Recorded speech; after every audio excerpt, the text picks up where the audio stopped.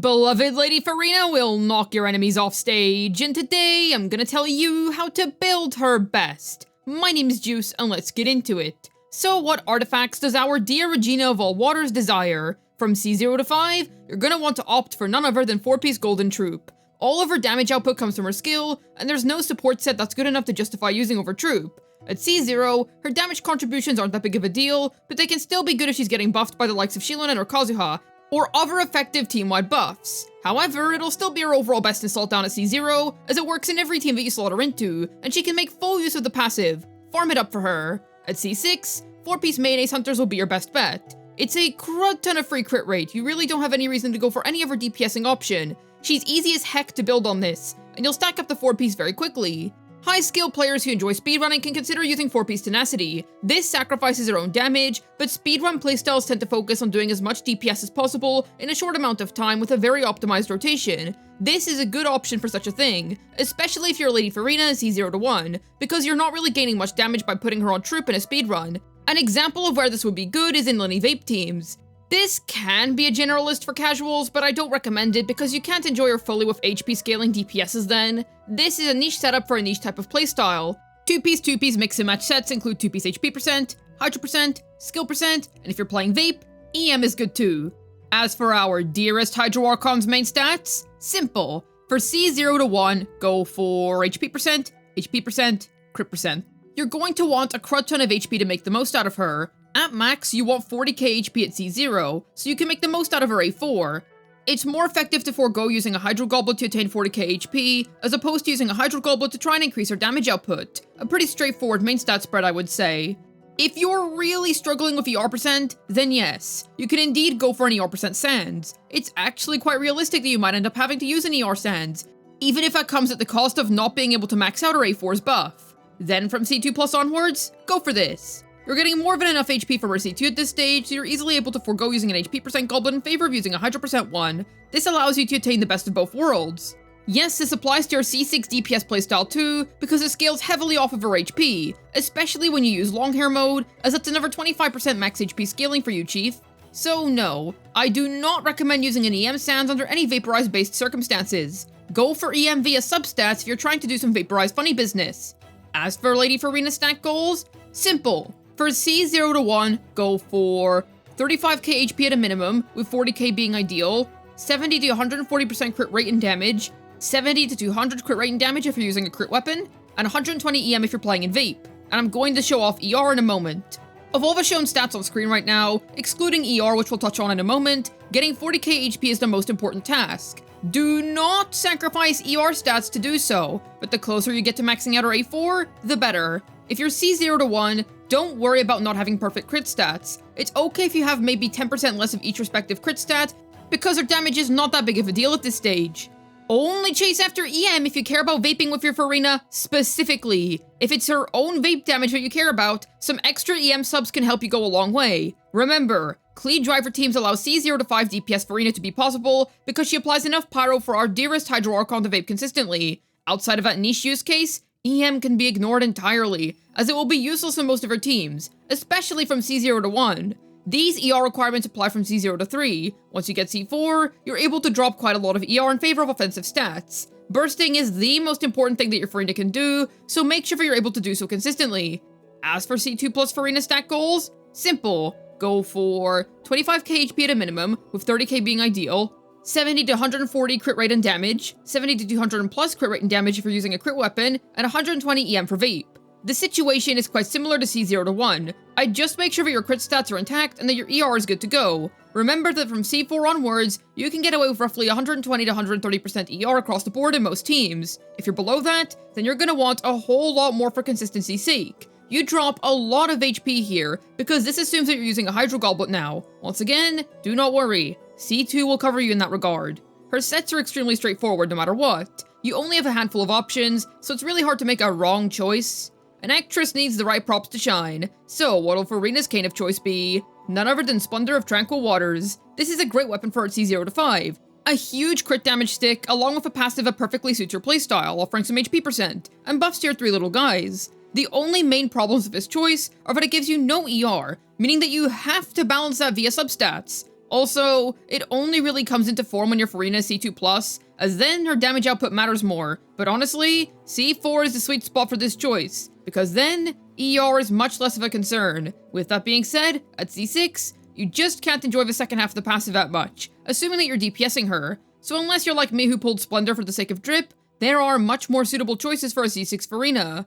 Favonia's Sword is a hidden 5-star Furina choice. This thing is stupidly good on her. Because her damage isn't too relevant at lower cons, the damage sacrifice is fine, because the white particles that she provides your team is more significant. This makes her extremely comfortable to play, and I would use this from C0 to 3 for sure. It's still good from C4 to 5, more so just that you're going a bit overkill on ER at that stage. Great pick though, I highly recommend it for a comfortable playstyle. Yes, Festering Desire is good if you have it, but genuinely, I value the white particles from Favonius more. I'd save a sweet spot for Festering is C2+, otherwise, I'd literally just rather use a highly refined Favonius instead.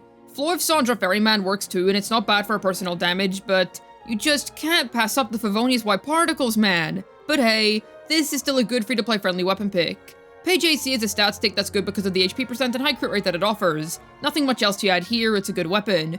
Uraku Misugiri is one of the most underrated 5-star swords in the game. Without a Geo user in the team, it remains competitive with Page AC at C0, while being a little bit above it at C2+ due to the extra HP stick that Page AC provides less of an advantage over Uraku. The crit stick rivals Splendor, and the passive is incredible. You can take great advantage of it these days by using Shilonen, a character that naturally finds herself in plenty of Lady Furina's teams. I'd honestly get this over Splendor. It's gonna be better for more of your characters. Also, yes, this is good for C6 Furina.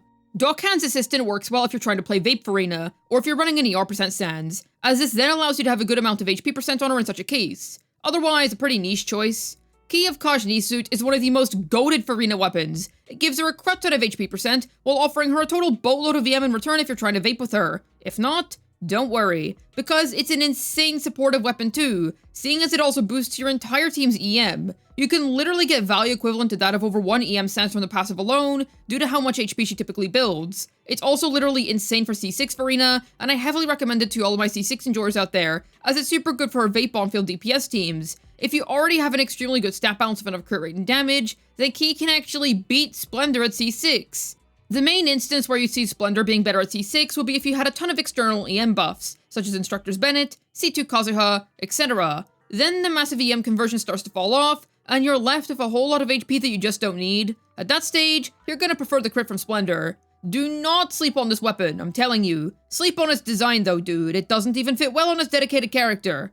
Other 5-star options such as Foliar Incision, Mistsplitter, etc. will work fine. Wolf's Fang is also a nice crit stick, but sadly, since the passive only works on field, you're never gonna be taking full advantage of it. Weapon options are fairly straightforward with her. If you're starting off with no 5-star weapon for her, then pull Uraku or Key. You'll get the most value out of them. But more importantly, Constellations up to C2 or even C3 at a push are more valuable than getting her a 5-star weapon right away. Make sure to prioritize the right things. If you're free to play, Floy of Sandra will serve you just fine, but I'd swap out to Favonius when you can. Like, seriously, Favonius is so handy on this character. Once you've discovered the great truth of this world, the truth of Favrina, you will never wish to return to your other ways, assuming that you don't have another 5-star weapon for her. Yet who shall be joining our dearest Hydro Archon on stage? Well, we're going to go over her team archetypes, because we're going to be here for an unimaginably long 500 years if we went over every single team one by one. That's because she works in borderline every team in the game. And that's not me exaggerating, there is a 99% chance that she works with whoever your main DPS is.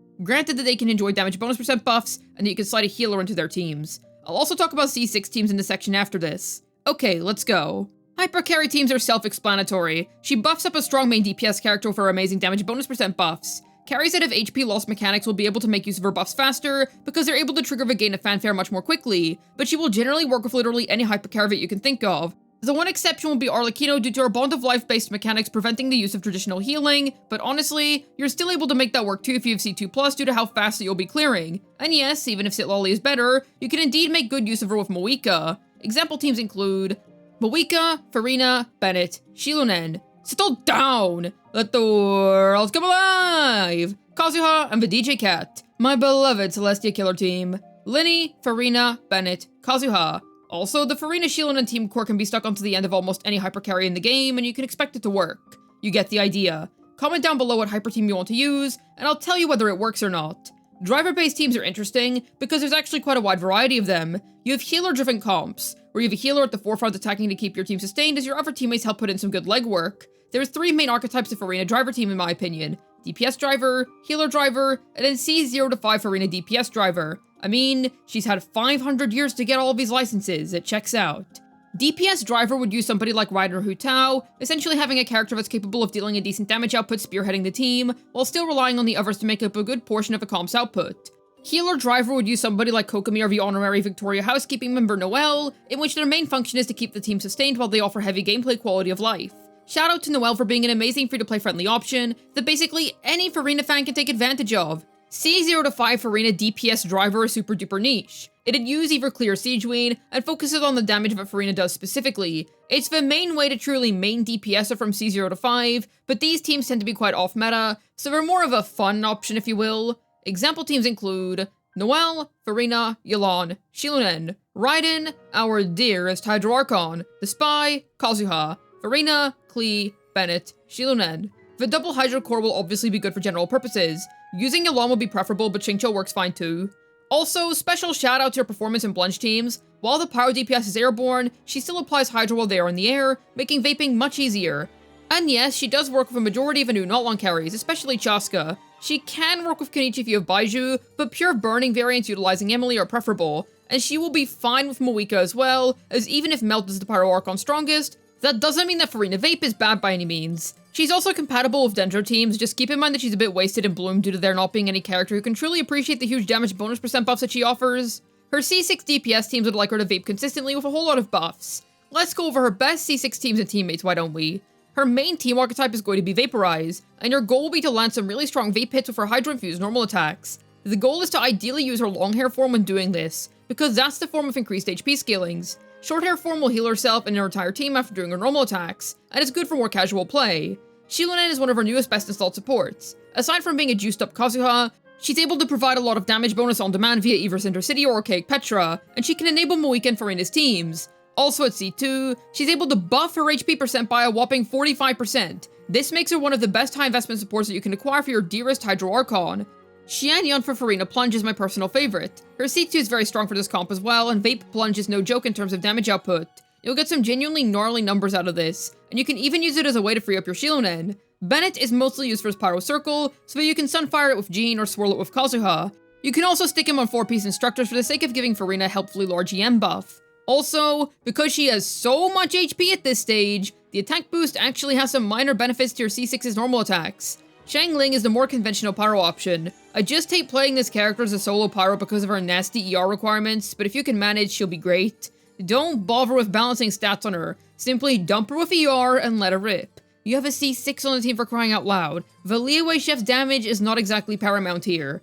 Moika works fine too. You're gonna want to have Shilunen in the team to generate fighting spirit. This energy is fine, but I prefer Sunfire Jean Bennett for the consistency. I personally don't like using Sucrose in her team, she feels awkward, but because of her massive EM share, she will indeed work quite well. Kazuha is a tried and true pick, and you do actually have a valid reason for choosing him over Shilunen, namely for his Burst's Pyro Swirl for using Bennett. Great teammate for our dearest Hydro Archon when at max copies. Jean is an underrated one. I find her to be one of the most comfortable C6 Furina teammates, and she can upkeep Pyro application wonderfully assuming that you're using Bennett. That is her main use though. If you're not using Bennett, then she merely acts as another 4VV holder for your team. Example teams include Lady Furina, Xiangling, Xianyun, Shilunen, our dearest Hydro Archon, Bennett, Xianyun, or Kazuha, Furina de Fontaine, Moika, Digicat, Kazuha, the Regina of all waters, Bennett, Jean, and Xianyun. This particular one is actually my favorite C6 Furina team. Anyways, you get the point. She can drive all sorts of teams, and I find that if you want a more comfortable experience with little skill required, then mono Hydro teams with Furina as the main DPS can be pretty comfy. Kokomi fills in for Furina's C6 downtime, making for a smooth rotational experience. Yet how does this esteemed leader of Fontaine work? Well, her normal attacks just do 4 simple physical strikes. Very cool, very epic. Furina's skill does 2 things depending on the form. Her short hair form summons 3 little guys. They will hit enemies at spontaneous intervals, applying Hydro and draining HP from your entire team. Sometimes they will apply a whole lot of Hydro at once, other times just a little bit. It's slightly inconsistent, but generally, it will be enough for most characters to use to their advantage. They also deal more damage if they drain HP from characters that have more than 50% HP in your team, and will stop draining HP from your team if they all hit 50% HP. As for her long hair form, she will summon one big guy who heals your on-field character based on Furina's max HP. Also, this is her best design, I will not be taking arguments on that. Furina can use her charge attack to quickly switch between modes, and if you switch modes, say halfway through the duration, then the second mode will continue to last for the rest of the skill's duration. Using her charge attack doesn't reset the skill's duration or shorten it down by any means.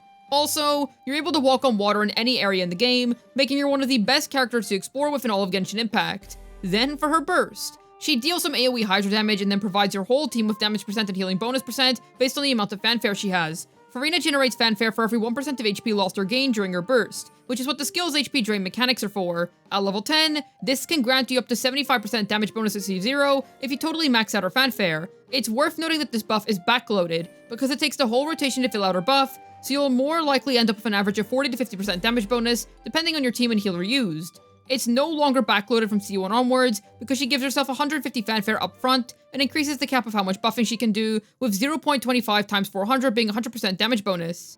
As for her Ascension passives, simple. Her A1 lets Furina provide your team with a bit of healing if your on-field character overflows of heals. This mostly exists to deal with overheals from single character healers, but sadly, since Bennett stops healing at 70% of a character's HP, he can't proc this. If you're 69% HP, then he will still give you a large heal proc beyond 70%, but this isn't that big of a deal because you're not relying on this A1 all that much anyway. It's just a neat bonus. Furina's A4 offers her 3 guys the chance to deal up to 28% more damage and for her big guy to have his healing interval reduced by 16%.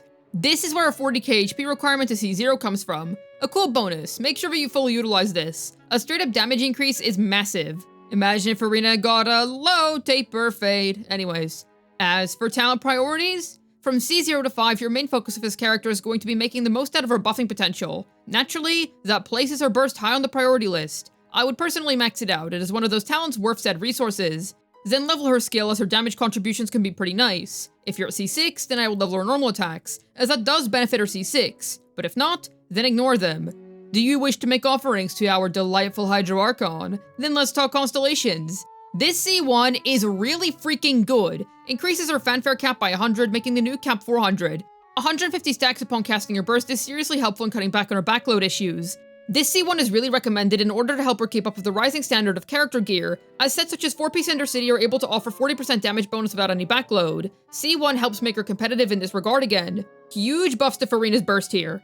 During her burst, Furina's fanfare gain from everyone's HP fluctuations gets boosted by a staggering 250%. Each point of fanfare above the 400 fanfare cap increases Furina's max HP by 0.35%, and the most HP you can get this way is 140% more. At this stage, you have more than enough HP from an HP stand alone combining this with it, so you're able to opt for a Hydro Goblet instead. Upgrade to your burst by +3. This is extremely welcome due to the significance of her burst buff. Whenever Furina summons Do Their Thing, Furina restores 4 energy. This can happen once every 5 seconds. At this stage, it's encouraged to go for a damaging weapon, unless you want the white particles from Favonius. Since your ER needs will be so much easier to cover, not needing to use Fav anymore will be pretty handy. Upgrade your skill by +3, and at this stage, focusing in more on her damage isn't too bad of an idea. Not much else to add here. This is her DPS con. You see, there's so much to this C6, and I genuinely think that it's one of the most bang for your buck C6s in the entire freaking game. Sure, damage-wise, C6 Vape Furina isn't at the very top of the whale meta, but she's still very good. You can play her as a strong Vape DPS, and when you get bored of that, you can play her as an off-field support again. She can also self-sustain when doing her normal attacks in short hair mode, and the healing she provides is no joke either. Getting this C6 equals boosting every team in the game, which is quite the feat indeed. If you want to invest into a C6 that'll get you the best bang for your Primo Gem, then Lady Furina's the way to go. For these reasons, I believe that her C6 has better value over most. I will say that you should always prioritize getting her Constellations before getting her a 5-star weapon. These percentages show the increases for Furina herself, but to be honest, it's the permanent upgrades to your entire account that matters out of getting her cons. C2 is when you can start to consider a 5-star weapon, but I'd say you can even push to C4 to 5 before doing that. Favonius will carry you. Furina is still an absolute meta queen, that much is for sure. You genuinely get nothing but value with her. I wholeheartedly still recommend her even to this day, seeing as she has such a large amount of effective synergies, along with having such an amazing high Primo Gem based investment lineup. Praise be to our dearest Hydro Archon. But what do you think about Furina's current power level? Let me know down below, I'd love to hear your thoughts. As always, I have a ZZZ second channel. Head on over and subscribe if you're interested in some fun, silly ZZZ content. I'd also like to mention that I stream on Twitch. I stream once a week every week on Saturday, starting from 3 p.m. UK time. Come along so we can play Wuthering Waves, ZZ, and do some other fun stuff together. Hopefully this video was able to get your Lady Furina banishing her foes from the stage. This has been Juice, signing out, and here's a friendly reminder to treat your Furina with love, respect, and most importantly of all, pure adoration.